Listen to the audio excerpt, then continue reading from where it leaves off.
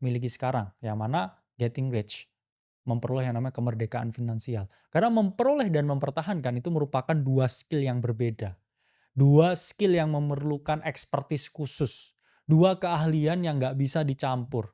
Karena apa? Memperoleh kekayaan itu sesuatu yang bersifat aktif, bersifat agresif.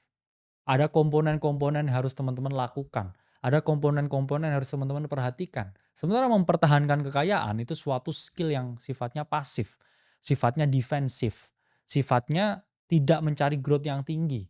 Maka dari itu ya instrumen yang dipilih, pendekatan yang dilakukan itu juga hal yang berbeda pula. Jadi dua hal ini harus diperhatikan. Tapi kalau personal finance secara garis besar itu tentang bagaimana teman-teman ini mengelola pendapatan yang dimiliki untuk mencapai tujuan keuangan yang teman-teman harapkan.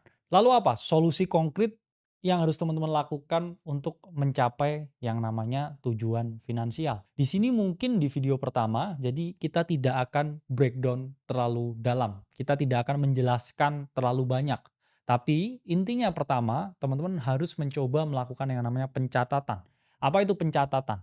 Yaitu adalah pencatatan berapa banyak uang yang teman-teman peroleh dalam waktu 1 bulan. Teman-teman juga harus mencatat berapa banyak pengeluaran yang teman-teman keluarkan dalam waktu 1 bulan.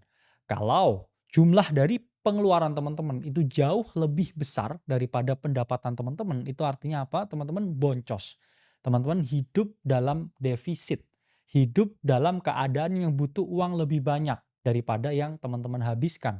Dan faktanya memang lebih banyak orang yang spending-nya ini lebih banyak setiap bulan daripada gaji yang mereka dapatkan. Lalu sisanya defisit ini ditutup dari mana?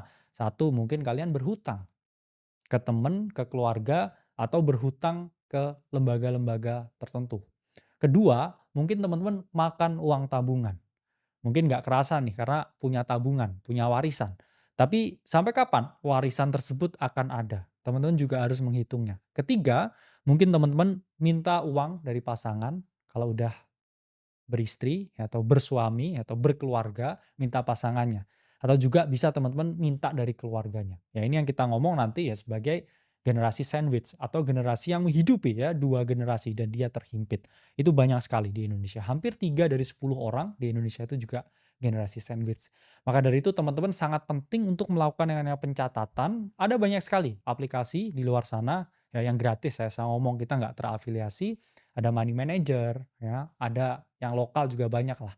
Bisa teman-teman download, terus teman-teman setiap bulan ya, teman-teman catat pengeluarannya berapa, pendapatannya berapa, lihat nggak kira-kira ya surplus atau defisit. Surplus itu keadaan ketika